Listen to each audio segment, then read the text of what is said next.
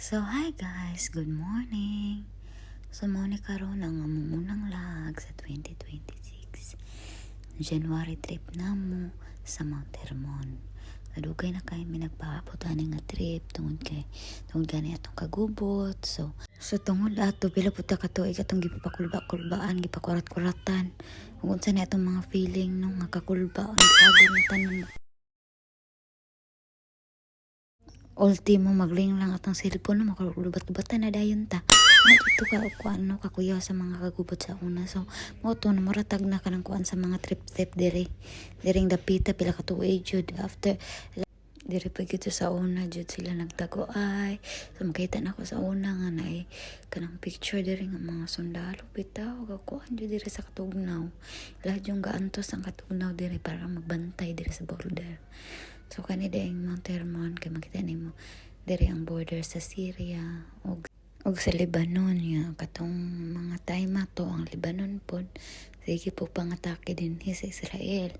So mo ang problema nga dili gyud siya pasudlan diri.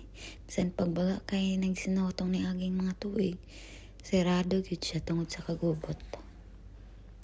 So kaloy-an in taon karong tuiga kay gi-open naman siya. So meaning wala na ikuan. So nakulbaan pa mi gamay kay ngano na high alert na putong tungod sa kagubot sa Iran.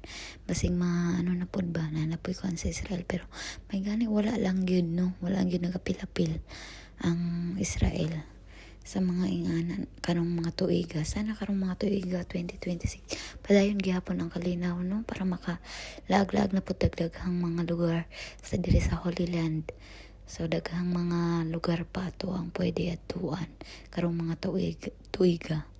Kaya na dili jud pwede nga sige tag street og duty kay maka-drain gyud ang ato ang trabaho isip sa caregiver no dili jud lalim mentally drain gyud tapos kanang kuan feeling ni may mangutok ray na kuan luya pero tanan buong lawas ni medyo bugbog sarado. So tingala na lang ka kay connected man guna pag ang utok na tanan no connected jud. So mo ang mga dagway na mo nga walay mga tulog minsan maiging-iging ta sa bus so ingana siya. So ingana raman ano basta mga lagan gani magantos gyud walay tulugay. Mao na ni diri nangadto nami kay i-open na nila ang cable car mga 8 sa buntag i-open na nila ang cable car. So magsugod na dito pa na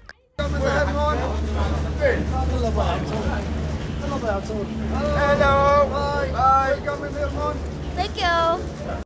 So maayo po ning duha kay mo greet pod sila. So ana lang kay dili po ba ni perminti gyud diri na tao diri lang season sila mga winter so na mga karon lang din yung panahon diri tapos na sila mantuan diri activities diri like kanang alpine like gusto na mo mga giadto na mo diri mga ulit kay may rides kay sa una wag yun na mo nabuhat kaya nga mo ato na mangha pa mi sa ay sa ato kay first time lagi no sa first time lang murag na kuan pa ka ba nang gabi pa ka no na pa kagun sa imong buhaton. Sige pa ming dula-dula ato sa snow nga time karon kay ang amo yung crave karon kay kanang yung mga rides. So among nasakyan lang ang cable car lang padulong sa taas ug then pabalik din nimalik man dayon mi diri no kanang ngiti lagi jud adventure siya. Ang adventure nga magsakay-sakay og kuan unsay tawag ani kanang alpine ride. So moto na nakay mi cable car padulong dito sa pinakataas nga buntod. So mao man ni ang Mount Hermon ang pinakamataas na bundok diri sa Israel. So kailangan jud siya sa cable car no pwede man magbaklay ka pero maabot po kag ugma na ka maabot. Ito ay maglangan bitaw ni nga cable car jud ilang gamit. So sa unang panahon lang ginasaka-saka ra gyud nila no naman yung mga balaan diri nga mga history sa unang-una pang panahon ni sa Ginoo no. So daghan kay diri mga nahitabo. So mao ni ang view makita ninyo sa ubos mao na ang ubos na nami sa taas no.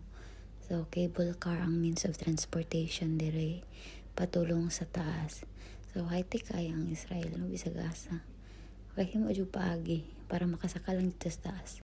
Sumangot duday nang utanan mi dito sa kanang taas, di ba na cable car man mi padulong sa taas. Nang utanan mi kung asa lagi dapit mi magbayad anang kuan, mga rides no. So dili man din mag English ng mga tawaghak. So kanilang dyan dyan sa ubos, sumato nakita na mo ang among gipangita. So naara diri sa ubos. Ug na-discover na mo na naa diri ang perting baga nga ice. So ang mga Israeli naa diri sila.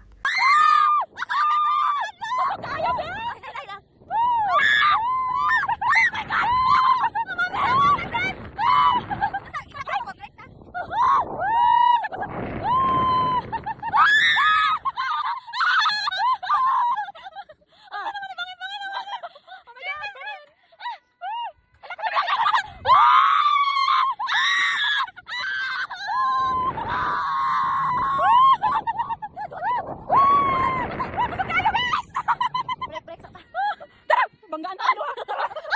Di na mamanggaan mo ang break na. Ay, ay, may banggaan ka pa.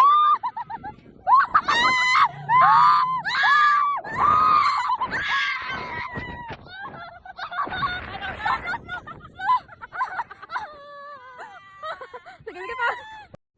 After sa rides, no, lahi kay akong paminaw. Kanang feeling na ko, gaan kay akong paminaw. Kanang nabuhis out na ko, tanan na syagit na ko, tanan. Kanang bitang feeling nga, kanang murag. Kanang bitang na kay freedom. Tapos, wala kay trabaho, day off nimo. Kanang bitang, alam mo yun siya sa feeling nga na kay me time. Kaya kanang bitang usahay, sige ra kag trabaho, madrain juga. Tapos kanang mag-straight, bitaw kag duty, wala kay day off lahi. Ragi sa pamatay, kanang ganing, maglami kay ka tuduson og tao. Bitaw ay kanang mahutdan jud kag pasensya. Murag na-release bitaw tanang mga toxic sa imong kalawasan. Ana bitaw kanang mga pamawal nimo na was out. Bitaw imong espiritu nang lagpot. Ana bitaw kanang nga feeling. Basta ang feeling nga na wash out tanan. So after atong kakulba tanan, mura kag na-recharge, na-refresh, na-re-energize. Diba? Ya, balik na po kapag hapon sa trabaho. Shoutout lang ko kay Brian Jingtor, no? Na gwapo kayo ang services kay sayo mi naabot sa Tel Aviv. Kay nga, no? Kanang wala gani ko worries na malate ko sa akong trabaho pabalik sa work. Ang ako lang yung ikalagutan sa akong kaugalingon no, di na ako usbon kaning wa ko'y dala miski unsa nga kanang pangandam bitaw nga kaning parehas ani power bank kay lubat jud ko 50% na lang jud pagabot na ako sa kanang kuan diri sa Mount Hermon wala jud ko ka spread sa akong wings. Kailangan jud dapat jud na kay extra like battery na kay extra nga kuan kanang cellphone kung na kay cellphone daw dala basta magdala jud extra mo gid akong advice.